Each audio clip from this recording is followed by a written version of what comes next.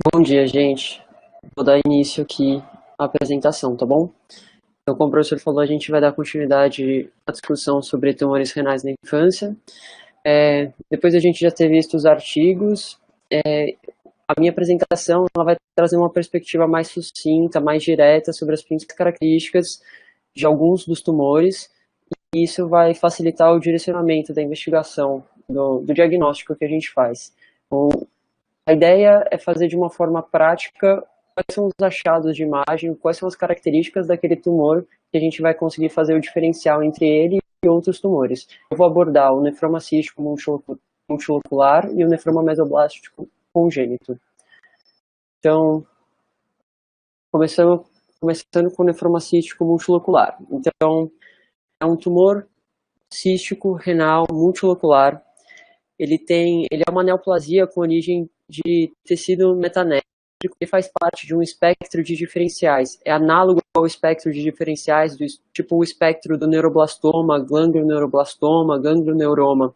Na extremidade benigna desse espectro, estaria o nefroma cístico multilocular. No meio estaria um nefroma cístico parcialmente diferenciado e a extremidade maligna seria o tumor de Wilms. Então, de epidêmio, ele é mais prevalente entre 3 meses e 4 anos de idade, ele tem uma predileção pelo sexo masculino de 2 para 1, e a clínica é a de sempre, uma massa abdominal palpável assintomática. E raramente pode ter hematura, que vai simbolizar uma extensão do tumor para o sistema coletor. Então, de achado de imagem, a gente tem uma massa cística, circunscrita, encapsulada, multiseptada e a parte mais importante é tem componente sólido nodular. Às vezes, na imagem, os lóculos do cisto eles podem ser tão pequenos que as porções do tumor na imagem vão parecer sólidas. Isso vai trazer um desafio diagnóstico. E daí a gente só vai conseguir diagnosticar mesmo com anátomo patológico. Mas, na maior parte das vezes, se a gente consegue ver que não tem nenhum componente nodular sólido, a gente pode falar a favor de nefroma cístico multilocular. E ele também pode ter extensão para o sistema coletor, como eu já tinha falado. Então, o ultrassom, ele consegue ver bem os septos. Alguns septos eles podem apresentar fluxo vascular ao estudo Doppler. O cisto geralmente é anecoico, mas às vezes ele também pode ter uns ecos de permeio. Na tomo, o cisto ele é iso ou ligeiramente hiperatenuante. Na ressonância, o conteúdo do cisto ele é semelhante em T1 e T2, vai depender da quantidade de proteína, dos componentes que estão dentro do cisto, mas geralmente ele é semelhante em T1 e T2. E o encapsulamento, o septos, ele é hipointenso em T1 e T2. Tu tem o contraste, aumenta o sinal do septo. Bom, para a gente discutir um pouco de imagem, eu trouxe essa daqui que eu peguei do Radiopedia, que é um paciente de 11 meses, com uma massa palpável no abdômen, e a queixa era um aumento do volume abdominal com essa massa palpável. E daí a gente abre o leque de todos os tumores que a gente já discutiu, e como eu já estou falando de nefroma cístico multilocular, eu vou dar, eu vou tentar trazer os diferenciais que a gente poderia pensar com essa massa. Ela é uma massa no hipocôndrio esquerdo, ela tem margens bem definidas, é uma massa circunscrita, ela é septada, encapsulada, e ela dá para ver nessa imagem do coronal que ela empurra as estruturas vasculares, pelo menos pro lado contralateral. E assim, eu sei que a imagem não tá, a gente não consegue ver muitos detalhes, mas talvez aqui no axial a gente até consiga. Essa massa ela não tem nenhuma invasão de nenhum órgão adjacente, de nenhuma estrutura vascular. Então, essas características, e por ser uma criança lactente, 11 meses, isso falaria a favor de ser uma massa, de ser um tumor, um tumor cístico, um nefroblastoma cístico, o nefroma cístico multilocular, quer dizer. E o mais importante é que a gente não vê nessa lesão nenhum componente sólido. No ultrassom, a gente consegue ver que tem esses septos, que eles são de diferentes espessuras. O componente dos cistos ele é anecoico, e na imagem da peça, do anátomo, a gente consegue ver que não tinha nenhuma região sólida mesmo, era só esse tumor. Então, o tumor, o nefroma cístico multilocular, ele vai ser, tem como diferencial os tumores renais que também podem apresentar áreas císticas. Então, o tumor de Wilms, ele pode apresentar áreas císticas, tem um tumor de Wilms cístico, o nefroma mesoblástico, ele também pode ter áreas císticas quando ele é da forma celular ou quando ele é da forma mista, e o sarcoma de células claras também pode ter cistos. E esses cistos, geralmente eles vêm como resultado de necrose ou hemorragia. E daí ele mimetiza essa aparência do nefroma. Mas o principal diferencial que a gente vai ter entre eles e o nefroma cístico multilocular é que nesses daí a gente vai encontrar componentes sólidos. Nessa imagem, por exemplo, também é uma criança que tem uma massa, uma menina, então sexo feminino, 4 anos, com uma massa palpável no abdômen, crescimento contínuo. Então a gente vê uma massa lobulada, heterogênea, com áreas de não realce, né, áreas que poderiam indicar necrose e componentes císticos, né. Mas o principal dessa lesão que a gente vai diferenciar do nefroma cístico é que a maior parte da composição é de tecido sólido, tecido de partes moles.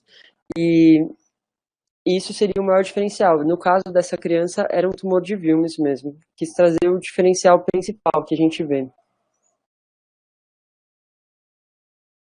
Então, outro diferencial para o nefroma cístico multilocular é o rim multicístico displásico.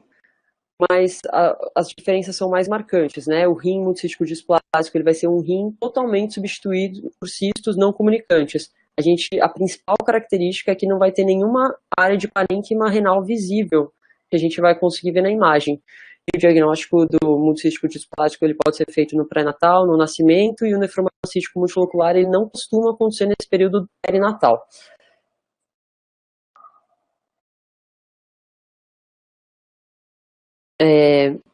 Na imagem, eu trouxe uma ressonância. A gente vê um menino de 3 anos, ele tem um rim esquerdo atrófico, com múltiplos cistos, cistos não comunicantes, e não tem nenhum parênquima renal visível. E ainda tem essa hipertrofia compensatória no rim direito. Essa daqui, então, seria um diferencial do nefroma cístico multilocular. Nefroma mesoblástico congênito. Então, é um tumor raro, mas ele representa uma importante maioria da neoplasia renal dos neonatos. Na maior parte das vezes ele é diagnosticado nos 3 meses de vida, 90% são descobertos até o primeiro ano, e eles estão cada vez mais sendo descobertos e encontrados na imagem de pré-natal. Já no segundo trimestre de gestação, geralmente já dá para encontrar. Ele tem uma pequena predileção pelo sexo masculino, uma proporção de 1,5 para 1, e a clínica também é uma massa abdominal palpável. Em geral, ela tem um comportamento clínico benigno, mas pode ter complicações perinatais, polidrâmino, hidropsia fetal, um parto prematuro. E as síndromes paraneoplásicas, elas não são comuns, mas pode ter hipertensão, hipercalemia. Na imagem, a gente vai dividir, então, em forma clássica e forma celular, mas também pode ter a forma que mistura os dois. A forma clássica é uma massa sólida, homogênea, envolve o hilo renal, não tem invasão de vasos, e as calcificações são incomuns. A forma celular é uma massa heterogênea, com áreas de necrose, hemorragia, cistos, que são essas áreas que vão lembrar líquido, e em algumas raras vezes, ele pode também aparecer predominantemente como uma lesão cística, que vai fazer o diferencial com o que a gente acabou de falar, que é o nefroma cístico. Então, no ultrassom, na forma clássica, ela é caracteristicamente marcada por esse sinal do anel das bordas hiperecóicas e hipoecóicas concêntricas ao redor do tumor. Então, isso daí é clássico do subtipo clássico, mas ele também pode ser visto em tumores mistos ou na forma celular. O Doppler mostra que esse anel é vascular, ele representa a dilatação periférica dos vasos. Na TC e na ressonância, depois do contraste, dá para notar uma área de realce na periferia da massa, que pode corresponder às partes funcionais que sobraram do rim. E no T1, a massa vai de iso para hipointensa, e no T2 ela mostra uma variação de marcadamente hipo para hiperintensa. E vai ter restrição na difusão nas partes sólidas do tumor, que vai mostrar um aumento de celularidade. Na forma celular, a TC sem contraste, ela pode mostrar esses focos de hemorragia, que vai ter uma alta atenuação ou um alto sinal na TC ou na ressonância. Eu trouxe um caso para exemplificar, também peguei do Radiopedia, um paciente de 6 meses com uma massa palpável com crescimento progressivo no abdômen. Então, uma massa que a gente consegue ver pelo ultrassom de um aspecto sólido cístico, heterogênea, ela tem múltiplas estruturas císticas também na face inferior. E essas estruturas elas poderiam representar os cálices renais que estão deslocados, ou o parênquima renal já distorcido. Com certeza, não consegue ver direito a imagem, mas com certeza pelo tamanho da massa, num paciente de 6 meses, ela está deslocando os órgãos adjacentes, a vasculatura não é observada dessa forma, mas com certeza também está deslocando. Mas a gente não vê nenhuma área de invasão. E no Doppler dá para ver essa vascularização periférica na região sólida, que representa o que a gente viu do sinal do anel. E na tomo, nesse corte coronal, a massa é uma massa gigante que ocupa a maior parte do abdômen esquerdo, ela é predominantemente cística, ela tem margens periféricas sólidas, ela é bem definida.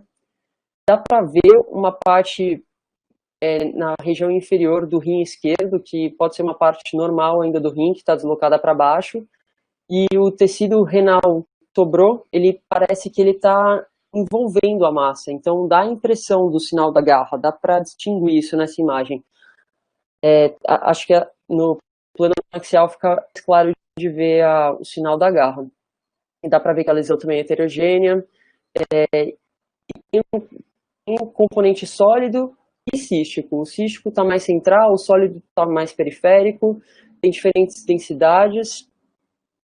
E daí eu acho que o diagnóstico, a dúvida diagnóstica também fica entre Wilms e o nefroma mesoblástico. E nesse caso, nessa imagem, eu acho que é impossível diferenciar de Wilms para nefroma mesoblástico. Eu acho que as coisas que levaram a pensar mais em nefroma mesoblástico é o fato de ter 6 meses, é um lactente, não, a imagem também não mostrou nenhuma lesão de invasão de vasos, não tem não tem metapulmonar, no caso, não tem outros tumores, tipo tumor bilateral, então acho que está falando mais a favor de nefroma mesoblástico, mas o diagnóstico final mesmo foi dado pelo anátomo patológico. Então, nessa tabela, eu coloquei a relação entre os principais diagnósticos diferenciais de nefroma mesoblástico congênito e o que a gente pode lembrar para diferenciar eles. Então, versus o Wilms. Ele pode ser indistinguível, como eu acabei de falar, pela imagem, mas o nefroma mesoblástico ele pode ser mais comum em lactentes e o Wilms pode ter invasão de vasos ou metapulmonar. Contra o sarcoma de células claras, ele também pode ser parecido com a forma celular do nefroma mesoblástico, mas o nefroma mesoblástico é mais comum em crianças menores, versus o neuroblastoma.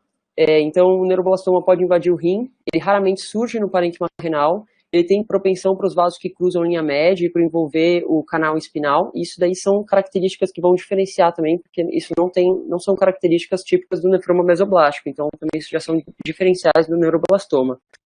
E contra o nefroma cístico, que a gente já tinha conversado é que não tem um componente sólido no nefroma cístico, então vai já diferenciar do nefroma mesoblástico. Bom, gente, essa é a minha parte da apresentação.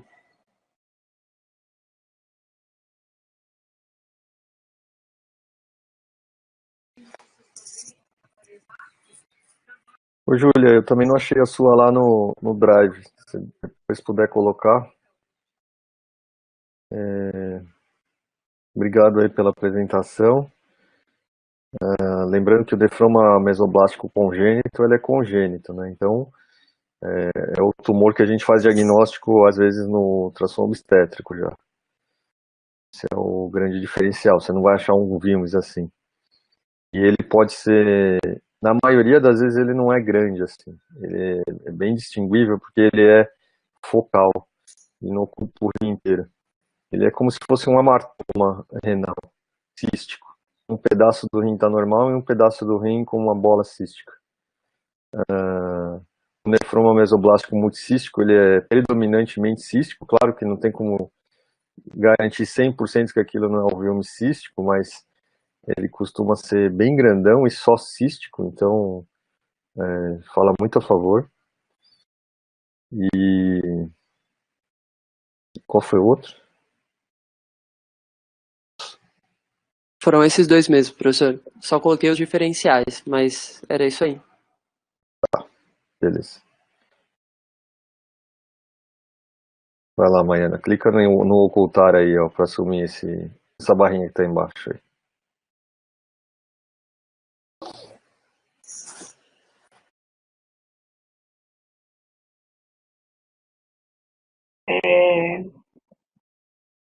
Bom dia, estão me escutando? Sim. Meu nome é Maiana, sou E4 da escola. Vamos dar continuidade à apresentação dos tumores renais iniciadas na semana passada pela Letícia, pelo Rodolfo, complementada hoje pela Júlia e por mim. Bom, o artigo que a gente usou, que a Júlia, eu acredito que a Júlia também usou, foi esse artigo, que é a parte 2 do artigo da Letícia e do Rodolfo, que fala, é uma abordagem bem geral da Radiographics sobre os tumores renais, tanto nas crianças, dividindo por idade, tanto nas crianças menorzinhas quanto nas maiores e adolescentes. O objetivo principal dessa parte 2 do artigo é fazer diagnóstico diferencial apropriado de uma massa renal em uma criança um pouco mais velha, com idade um pouco mais avançada, ou adolescente, diferente da Letícia e do Rodolfo. Reconhecer as características distintas de tumores renais com base nos dados clínicos e de imagem e fazer a diferenciação entre os tumores. Bom, esse daqui é uma listagem dos tumores já abordados anteriormente.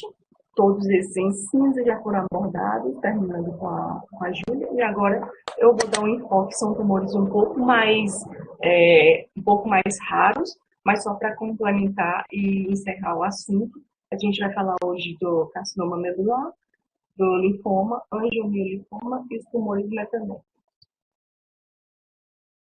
Bom, revisitando um pouco desse organograma que foi proposto na aula passada, é muito importante a gente meio que definir na nossa cabeça, colocar em caixinhas quais são os tumores de acordo com a idade do paciente. Temos que, lógico que tem casos que fogem dessa alçada, mas tem os tumores que afetam mais crianças recém-nascidas, outros um pouco menores, e aí vai dividindo. Então, é importante a gente ter estabelecido a idade do paciente, e daí a gente vai puxando os leques, nos ramos, e tentar estreitar o diagnóstico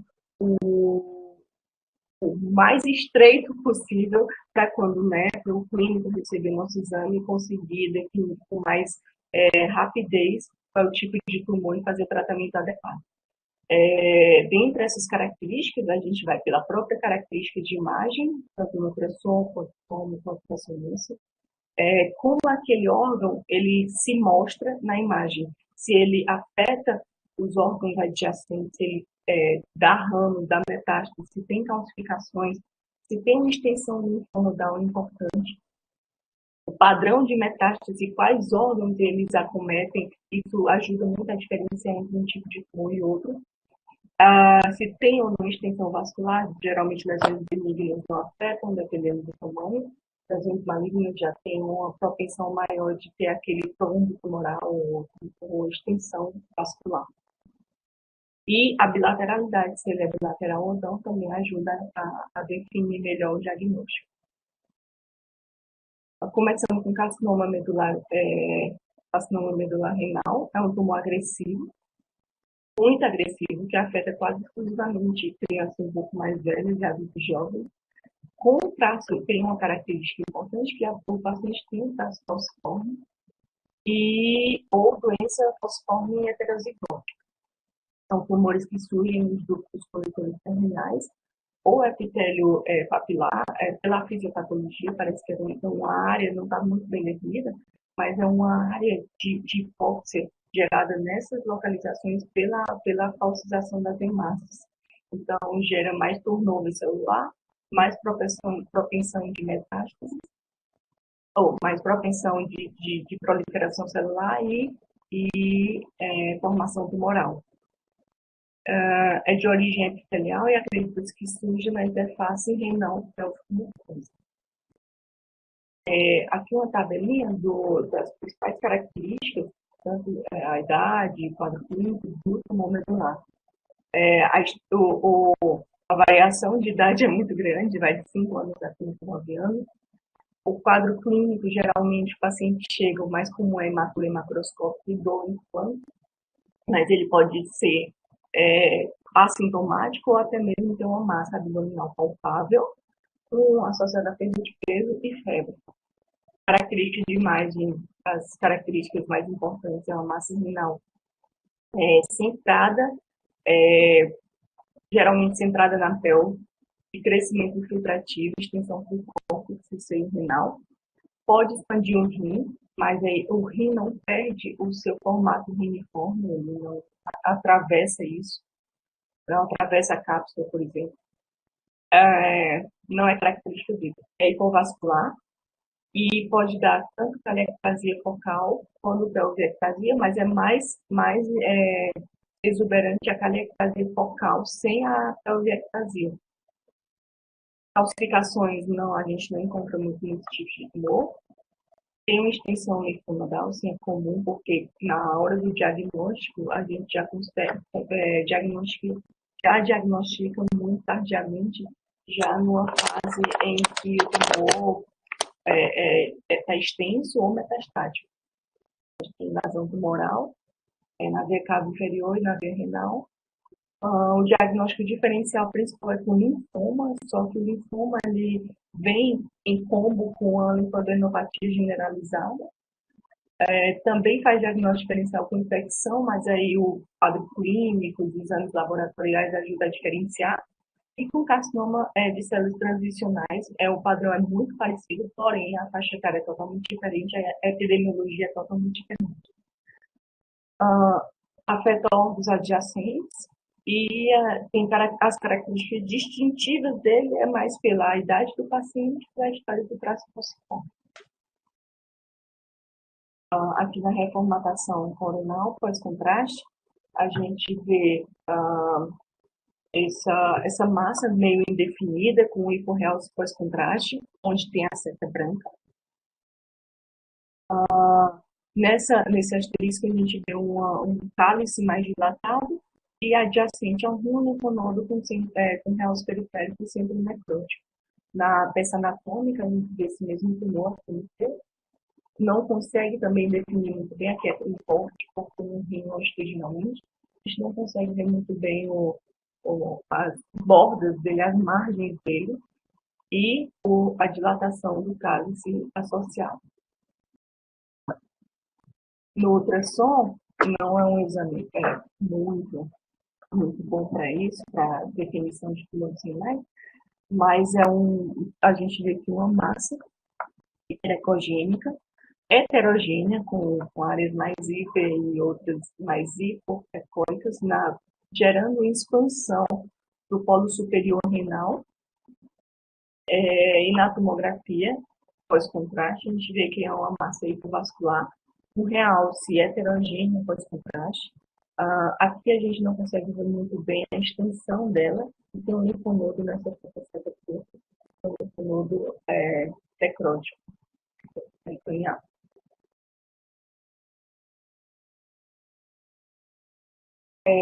Como se apresenta na ressonância? No T2 é uma massa heterogênea também, com sinal heterogêneo. É mais voltada para o intestinal, mas é um sinal bem heterogêneo aqui nessa imagem. ela está focada na pelve renal, estendendo, talvez até para a área vascular ou área adjacente mesmo, gordura pararenal. Aqui na ponta seta também, o pós-contraste, a gente vê que é uma massa hipovascular, não realça bem ao meio de contraste e heterogêneo. Aqui, fazendo o diagnóstico diferencial, a gente vê na pelve renal direita um tumor com tênue realce pós-contraste, sem dilatação pélvica adjacente à direita, e na esquerda a gente vê também assim, um tumor centrado na pelve, indo para a ureter proximal, com dilatação pélvica adjacente. Nesse caso, é um carcinoma de células transicionais, pode fazer diagnóstico diferencial, mas como eu disse, a epidemiologia é outra, a faixa etária é outra. São pacientes idosos, as massas têm um leve realce, não são tão hipovasculares como o carcinoma medular, e geralmente são centradas na pelve, variam de pequenos defeitos de enchimento, difíceis de visualizar bem, a grandes massas que obliteram a gordura, sem renal, daquela dilatação importante, difusa pélvica. Passando para o outro tumor, que é o linfoma. O linfoma primário do rim é extremamente raro. O envolvimento linfomatoso do rim é por meio da disseminação, geralmente disseminação hematogênica, ou extensão direta de uma massa retroperitoneal. Os linfomas pediátricos que envolvem o rim são geralmente linfomas não Hodgkin de grandes células B, que é o linfoma de Burkitt, e tem os fatores de risco principais, que é o paciente de HIV, ou imunossupressão, aqui eu botei pós-transplante, mas algum tipo de imunossupressão. A mesma tabelinha mostrando as principais características do linfoma. A idade de pico são pacientes acima de 5 anos, com quadro clínico geralmente assintomático, então com massa abdominal, perda de peso e febre, como um carcinoma medular. A característica de imagem principal podem ter múltiplas massas renais, expansivas, bilaterais, pode ter um padrão de infiltração ou um padrão nodular mesmo, hemorragia central e necrose, e são massas também hipovasculares. Os rins também, como no carcinoma medular, os rins podem estar ensulfados, aumentados de volume, mas permanecem com um aspecto riniforme, quando ele é do tipo infiltrativo. Calcificações podem ter também, extensão linfonodal é bem comum. A extensão vascular, geralmente invasão da via renal e decava inferior. Os padrões de metástase raramente envolvem, o padrão de metástase, eu botei uma observação, o linfoma raramente envolve apenas o rim, como a gente viu nesse slide anterior.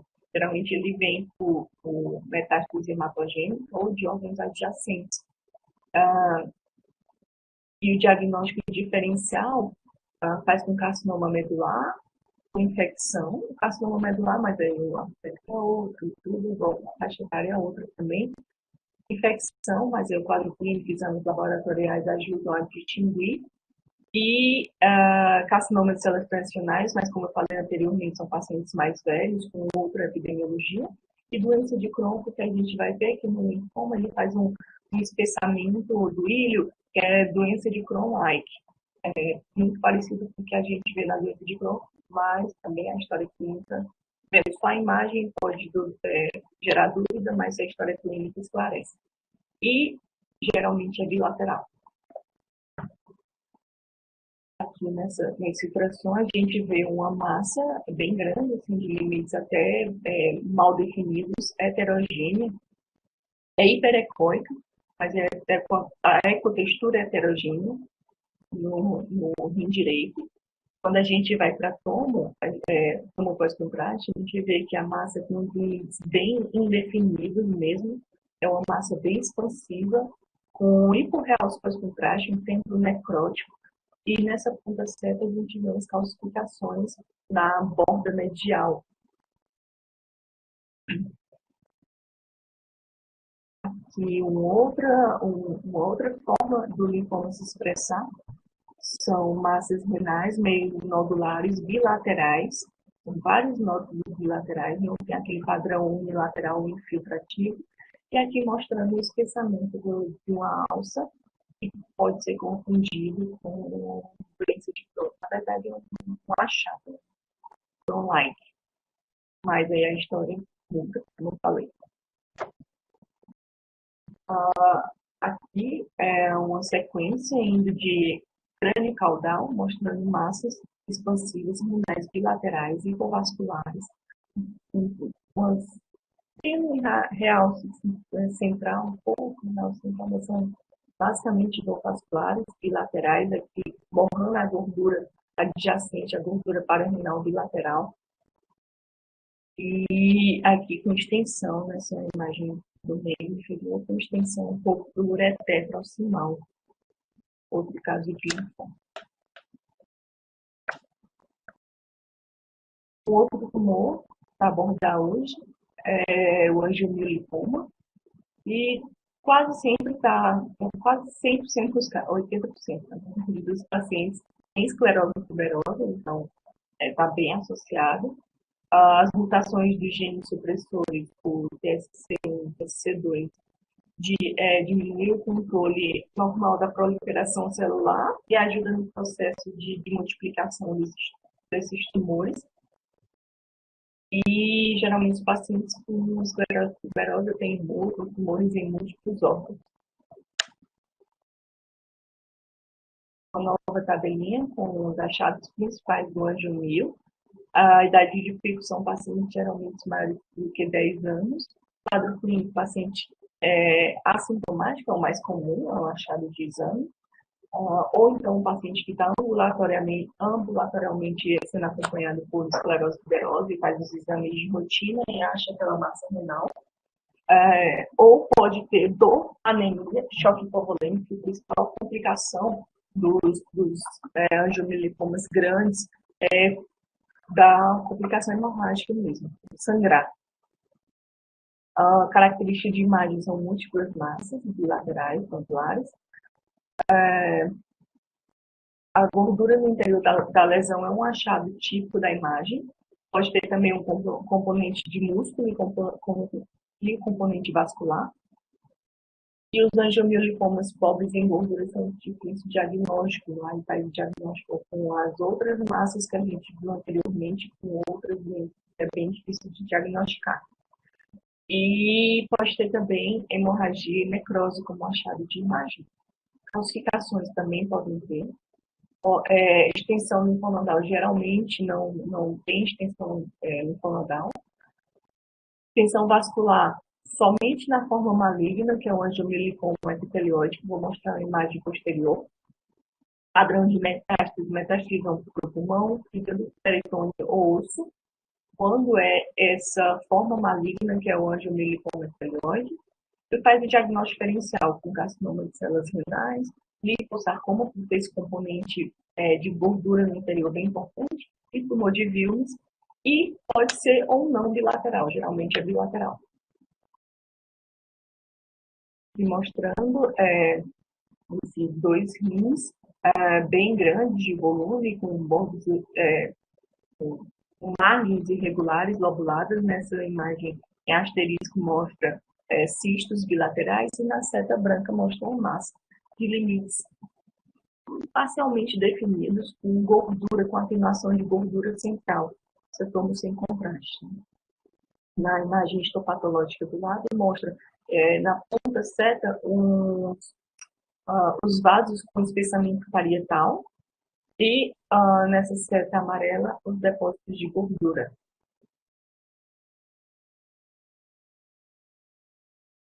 Aqui na reformatação coronal pós-contraste, a gente vê dois rins de volume muito aumentado, de tamanho e dimensões muito aumentadas, com cistos bilaterais. Era um paciente com, sem anotação, mas era um paciente com 17 anos, já em acompanhamento de esclerose tuberosa. Todos esses que eu mostrei têm esclerose tuberosa. Esses asteriscos aqui mostram as áreas císticas e a ponta seta os nódulos de angiomiolipoma mostrando esse aqui no polo superior do rim esquerdo, bem heterogêneo, com atenuação de gordura, um realce heterogêneo pós-contraste e área de gordura central.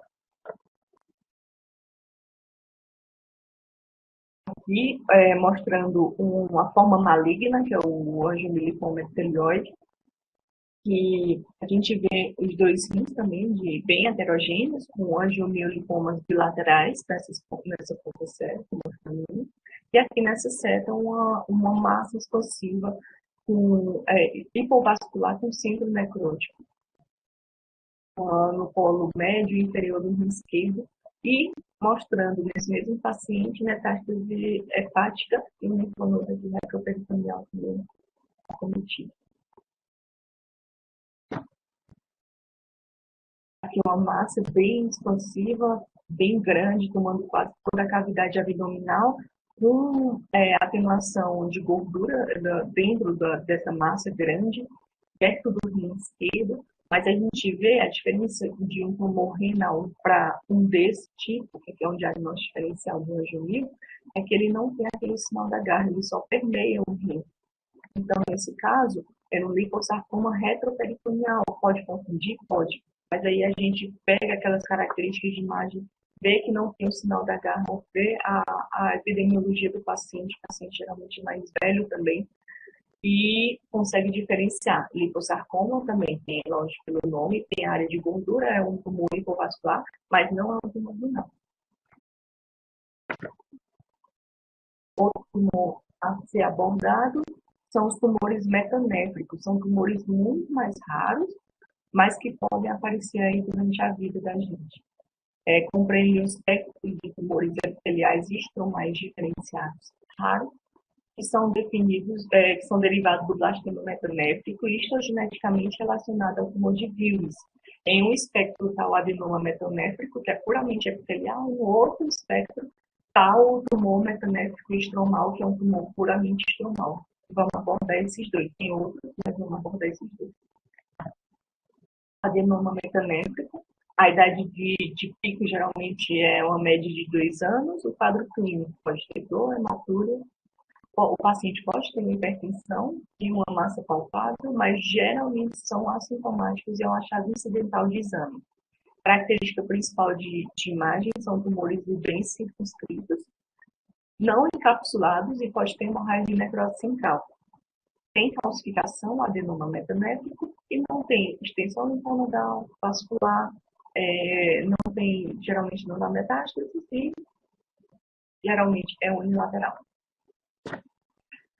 Nesse caso aqui, mostrando um atomo sem contraste axial, nesse asterisco a gente vê uma massa espontaneamente, heterogênea, mas espontaneamente densa, aqui pegando um pouco da medular e cortical, no terço médio do rim esquerdo, e com os nódulos aqui periféricos, quase subcapsulares. Aqui na peça anatômica a gente vê esse tumor, corresponde ao asterisco aqui, corresponde a esse tumor que a gente vê na coma, e esses nódulos periféricos. Na ressonância coronal T2, a gente vê que é uma massa heterogênea, mas com um marcado hipossinal em T2 e não tem um realce importante, é um realce mais periférico, pós-contraste. Aqui na fase arterial também, pós-contraste, tem um pós-contraste. O tumor metanéfrico estromal, que é o outro espectro, a média de idade também é de 2 anos, o quadro clínico do hematúrio também tem que ser massa palpável, mas também geralmente são assintomáticos e um achado incidental. Nesse caso podem ser múltiplos, são tumores sólidos que podem conter umas áreas císticas centrais, que pode ter hemorragia nessas áreas, podem ser vasos ectasiados. E um achado clássico de imagem é o casco de cebola. Podem ter também calcificações, mas não tem extensão linfonodal, vascular, padrão de metástase também não tem, e podem ser bilaterais. Aqui no ultrassom mostrando essa massa centrada na pelve, heterogênea, com textura heterogênea, com área cística central, Nesse caso, a gente descreveria só, talvez com área ciste, jogasse um doppler, teria vascularização, mas eram lagos venosos e com hemorragia, e com área de hemorragia central, aqui na peça na peça anatômica, mostrando esse nódulo bem centrado na abdominal. No coronal T2, mostrando como ela é heterogênea, com áreas císticas, periféricas ou centrais. E aqui no pós-contraste a gente vê que não tem um realce importante, também tem realce, mas não tão hipervascular, é mais borderline ali. E tem umas áreas centrais que não realçam, são ou cisto ou área de hemorragia central. É isso.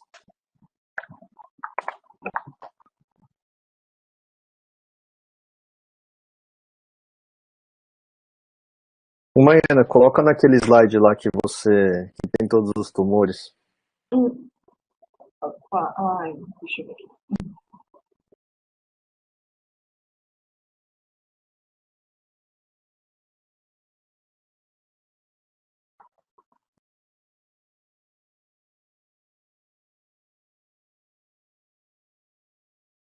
Qual é o slide?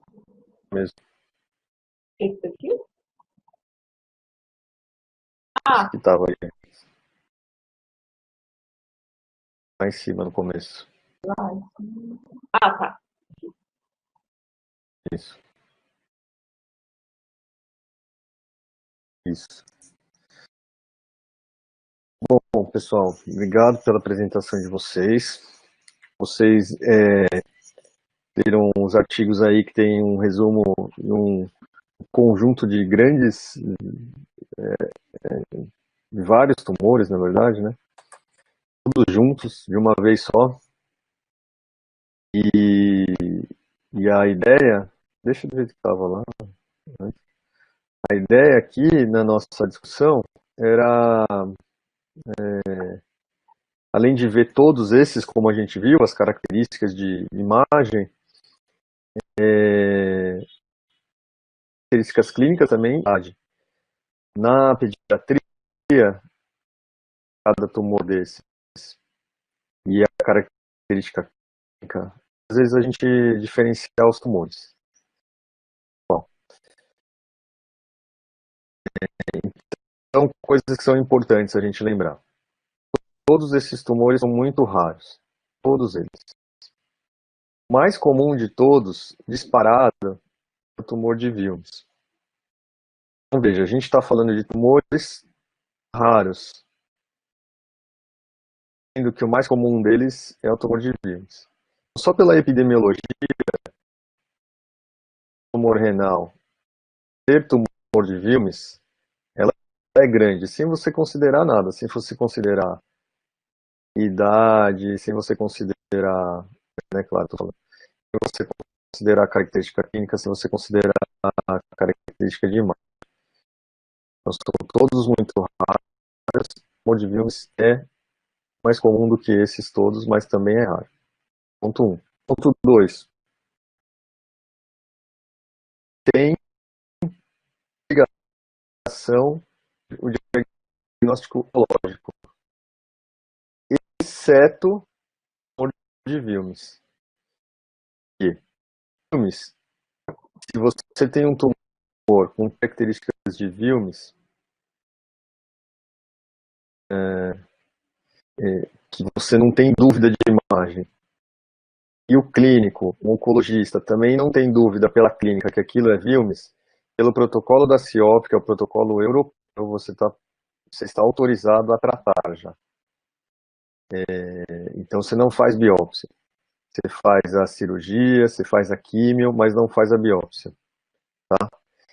E quando é um tumor que você tem dúvida se é um Wilms, porque pode ser, tá diferente a imagem, pode ser algum outro, está a clínica não bate muito, está com sintomas que o Wilms normalmente não dá, aí faz a biópsia.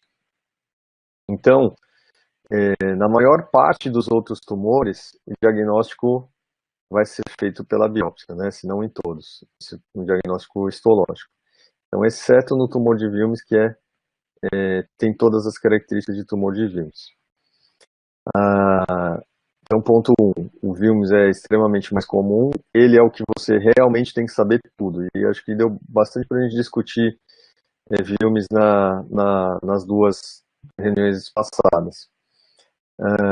E ele é o que você tem que sugerir como Wilms, principalmente porque vai mudar a sua abordagem, tanto de diagnóstico, que você vai estadiar diretamente já com a tomo, porque você já sabe que aquilo é um Wilms, pela história, ultrassom e na tomo você já faz tórax e abdômen para poder estadiar e fecha as demais características.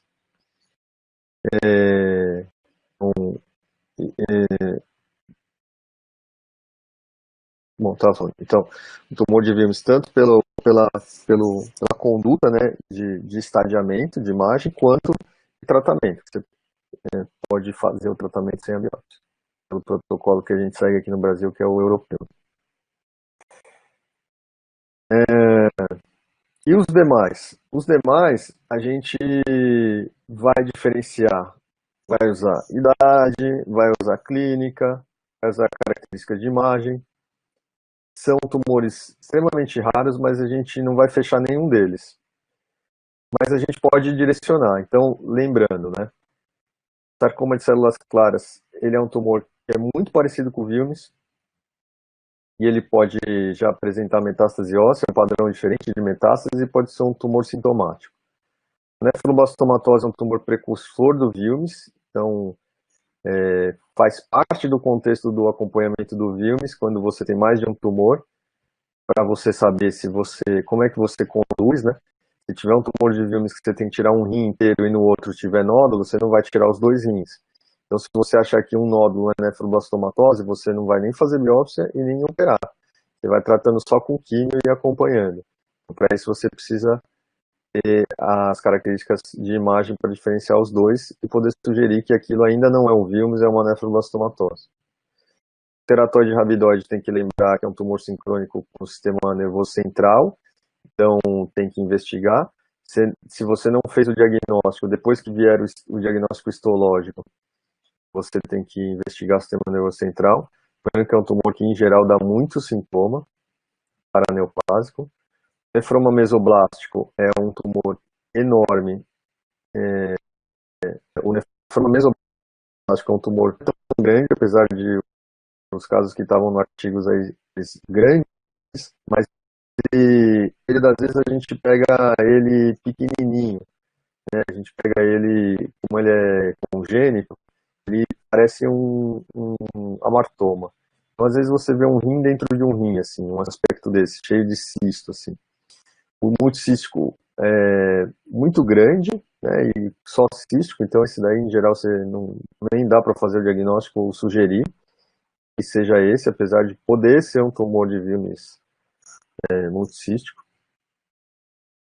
E os outros, carcinoma de células renais é mais da idade mais adolescente e adulto jovem.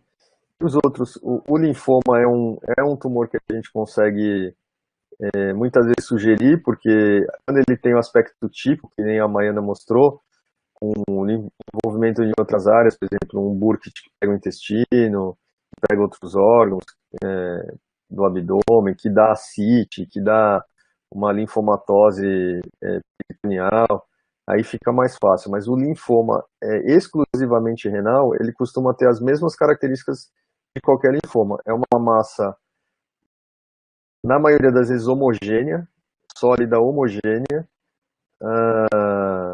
um realce frustro, que não realça muito, como qualquer linfoma não Hodgkin em qualquer lugar. Então, quando ele é exclusivamente renal, pode ser um pouco mais difícil de fazer o diagnóstico, mas é muito raro, então, mas pode ter. Mas quando ele tem outros achados, a gente fica mais tranquilo em sugerir o linfoma. Angiomiolipoma tem que ter gordura, né? E lembrar que a Maiana colocou 80% associado à esclerose tuberosa, os outros 20% são já mais faixa etária de adulto, fora da criança pequena. A criança pequena mesmo, você pegar uma criança que ela nasce com esclerose tuberosa, né? Quem tem esclerose tuberosa? Na criança pequena, que você viu um nódulo, em geral, na esclerose tuberosa, ele não são massas, são múltiplos pequenos nódulos hiperecogênicos no ultrassom, e na toma a gente vê gordura. É assim que a gente vai ver o angiomiolipoma. Essas massas grandes aí, a gente vê essas coisas em artigo, o cara que coloca no artigo, ele pega um caso que, né, que é o caso mais bizarro que tem. Então é a raridade da raridade da raridade. O angiomiolipoma é esclerose tuberosa, múltiplos angiomiolipomas. Assim que você vai ver na sua vida. Uma massa grande de angiomiolipoma, só se for já numa criança mais velha ou adulto. Criança pequena é esclerose tuberosa e múltiplos pequenos nódulos. O tumor metanéfrico é basicamente diagnóstico histológico, né? Ele parece um Wilms, parece uma nefroblastomatose, parece teratoide rabidoide, parece tudo. Então, é um tumor para você saber um dia que você vai dar um diagnóstico de Wilms numa reunião de discussão, ou de teratoide rabidoide, porque ele é pequenininho, encapsulado, e o teratoide rabidoide pode ser assim. E aí vai vir lá na histopatologia que era um metanéfrico, só. Interessante. Mas provavelmente você vai errar na hora que você for dar a sugestão. Quando a gente pega esses artigos assim, e está nessa fase da vida de residência, eu acho difícil separar tudo isso. Por isso que eu pedi para as meninas fazerem, e o Rodolfo também, para fazer essas apresentações, tentando colocar a característica de cada um, como eu fui falando agora, assim, que é o que você precisa olhar para pensar em cada um deles. Só que eu sei que é difícil, então, dicas aí para quem está estudando, né, não só tumor renal, mas tudo. Os livros de radiologia e de medicina de forma geral, mas em especial os de radiologia, eles funcionam assim. Diagnósticos diferenciais de tumor, deixa eu ver aqui, é o que a Júlia colocou. Assim. Deixa eu achar o slide dela aqui. Nefroma cístico multilocular. Aí tem um slide que a Júlia pôs, está escrito assim, ó, pode fazer diagnóstico com Wilms, com nefroma mesoblástico, com sarcoma de células claras. É sempre assim que vem no livro, ou que vem no artigo. Mas não é assim que é na vida real. Porque se você está diante de uma criança e quando você, no livro, está lá, o diagnóstico diferencial do Wilms pode ser sarcoma de células claras, nefroblastomatose, teratoide rabidoide, pode ser todos, ó. O Wilms pode ser todos. Nefroma mesoblástico, nefroma cístico multilocular, pode ser absolutamente todos. É muito ruim para quem está lendo, né? E se pode ser todos, como é que você vai saber? O livro ele coloca os diferenciais pela imagem, diferenciais que raramente se associam àquilo. Então, se você pegar algo um por extremamente cístico, muito grande, e a chance daquilo ser Wilms é muito. Se você associar ao resto da história, da idade, dos sintomas clínicos, mais ainda. Os livros eles esquecem de colocar. O diagnóstico, lato sensu, diferencial, pode ser qualquer um. Mas dentro de cada paciente, dentro daquele paciente, você tem aquele paciente, a idade, a evolução clínica, a história, a coisa que se apresenta. Em geral, você não vai colocar todos os diagnósticos. Então, se você estiver vendo um tumor de rim numa criança de 3 anos, eu vou até mostrar aqui, vou tentar mostrar. Rodolfo, você lembra que a gente viu? Só porque a gente estava falando de tudo isso, a gente viu essa semana, chegou essa semana pra gente.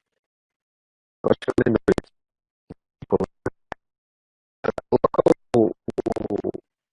apresentação para mim aí, o poder da apresentação.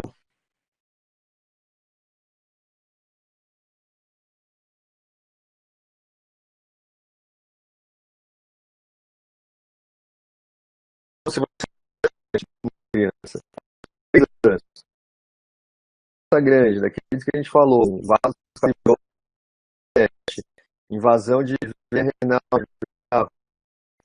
vai falar o quê? Olha, isso é um tumor de Wilms, isso é sarcoma de células claras, isso tem uma nefroblastomatose subteratóide rabdoide. Não dá para falar isso, né?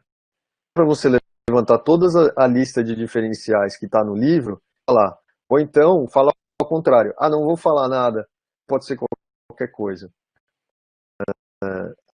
A gente tem que ir juntando todas as informações a estreitar o diferencial. Lembrando que o diagnóstico final vai ser diagnóstico lógico. Não vimos que a gente tem que sugerir.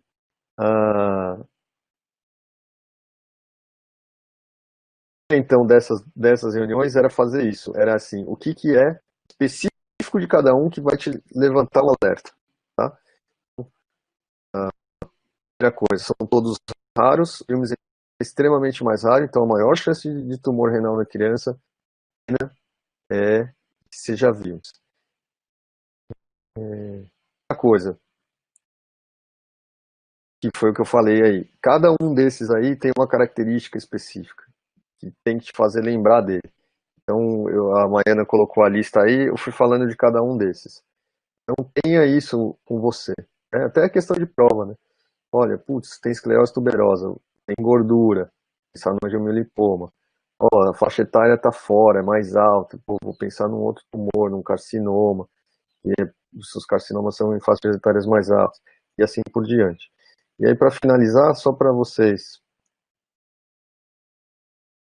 verem um caso aqui, deixa eu. Isso aqui chegou. De que dia é o exame? Deixa eu ver aqui. Do dia 10 de outubro. Então, no meio dessas nossas reuniões aí, é que a coisa apareceu.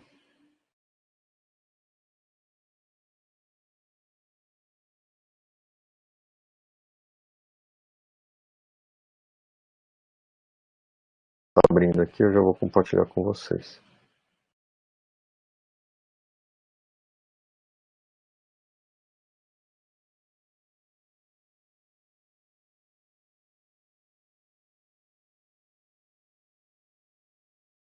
Então veja, ó, o Nicolas tem 3 anos, e a história dele é essa, eu não estou inventando.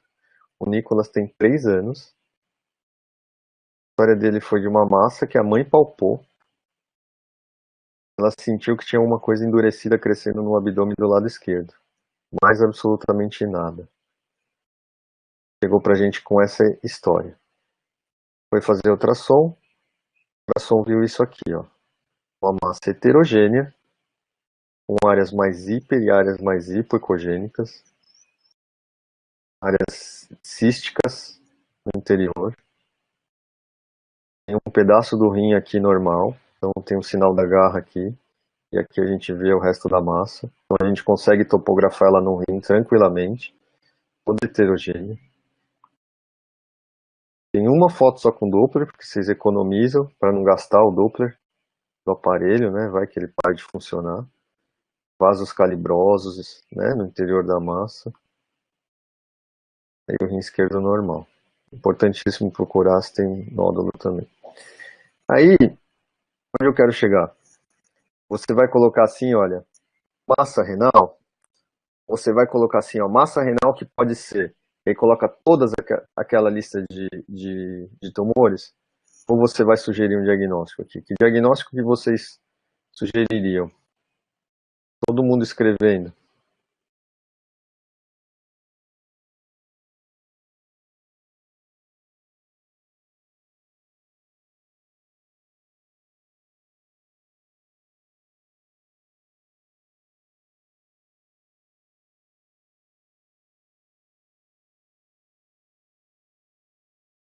Exato. Se vocês forem ler no livro, tá todos os tumores lá de diferencial.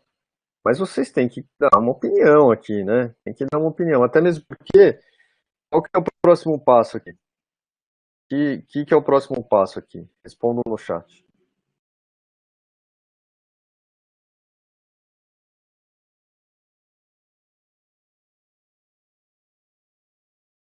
Estadiamento, certo. Como que você... Então você vai sugerir fazer uma tomo, né? Tudo bem, você tem que sugerir. Você é o médico da criança nesse momento. Você tá ali, você é o cara que mais sabe daquilo que tá acontecendo nesse momento. Então, a Júlia lembrou bem, ó. Já no ultrassom, você tem que procurar ali, obrigatoriamente, tem que ter foto de Doppler da veia cava inferior e tentativa de procurar uma veia renal esquerda. Já tem que ter. Você já está pensando no Wilms e você já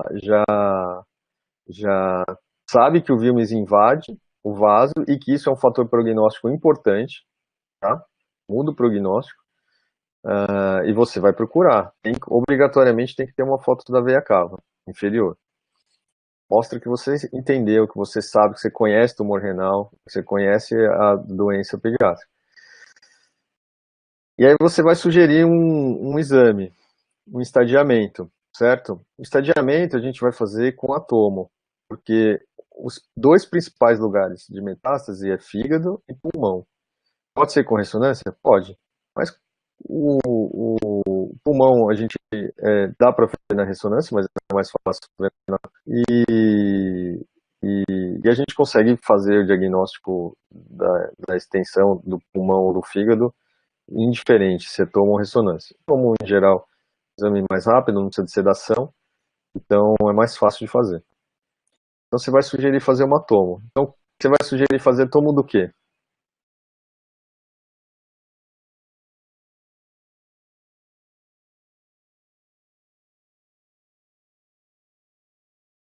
Isso. Então veja, essa criança aqui não tem imagem da veia cava inferior, nem da veia renal. Ela fez a tomo. Ela fez a tomo do quê? De abdômen. Não fez o tórax. Olha essa massa. Tem todas as características que a gente viu. Essa é típica, típica, típica. Essa daqui está, pelo protocolo brasileiro, com invasão da veia cava inferior. Pelo protocolo brasileiro, está autorizado a tratar como Wilms. Ela tem tudo de Wilms, tá? Então, no livro, está escrito lá todos os diferenciais. Mas, para este caso, nenhum cabe. Só cabe um, que é Wilms. Certo? Então, essa é a ideia. Você, não dê todos os diferenciais que estão no livro. Porque cada caso tem várias outras características que te ajuda a chegar estreitar para um, dois, três diagnósticos para aquele caso. E você consegue auxiliar melhor. Então aqui, quando você viu a massa renal no ultrassom, você tem que virar e falar assim para o médico assistente: olha, a tomo que você vai fazer é de tórax e abdômen, porque a gente já vai estadiar. Porque a principal hipótese aqui é de Wilms, tá? E com invasão da veia cava inferior. E a gente economizaria aí, ela vai ter que fazer de novo uma tomo com contraste para fazer o tórax, que não foi feito nesse caso aqui. E de todos esses tumores aí que a gente discutiu, o que tinha que aparecer nessa semana, se tinha que aparecer era o Wilms mesmo. Né? Para resumir, para a gente finalizar, vocês têm que buscar na hora que está estudando, os artigos têm lá os milhões de diferenciais, os milhões de diagnósticos, e é a mesma dificuldade que a gente tem quando é aluno. Quando a gente assiste uma aula assim, que esgota o tema, com todo o conteúdo que é possível saber sobre um tema. A gente é aluno, a gente fica perdido, né? Mas o que eu tenho? Essa é a pergunta que o aluno sempre faz. O que eu tenho que saber disso? Às vezes eles fazem pra gente mesmo. Professor, o que eu tenho que saber disso? E é a sensação que eu tenho quando eu pego esses artigos, assim, tem tudo lá, e o artigo não coloca qual é a importância relativa de cada um deles, o artigo não coloca o que é de crucial ali, que é o diferente, que você tem que lembrar daquele tumor para você pensar naquela raridade da raridade. Então essa foi a ideia da gente fazer aqui, tentar organizar um pouco para vocês a cabeça, o estudo e como vocês encaram os tumores renais, tá? Wilms mais frequente, esse você tem que dar o diagnóstico quando clássico, quando não clássico vai para biópsia, todos os outros muito raros, e todos com diagnóstico histológico. Então, as características de invasão, metástase, é o que a gente vai precisar falar, se está no rim ou não. Então, isso é o que a gente vai precisar falar. E para ajudar a conduzir o caso, certo? Então, a gente já passou do nosso horário aí. Agradeço mais uma vez, pessoal, a Júlia, a Maiana hoje, Letícia, o Rodolfo na semana passada. E é isso aí, pessoal. Bom dia, boa semana. Até a próxima.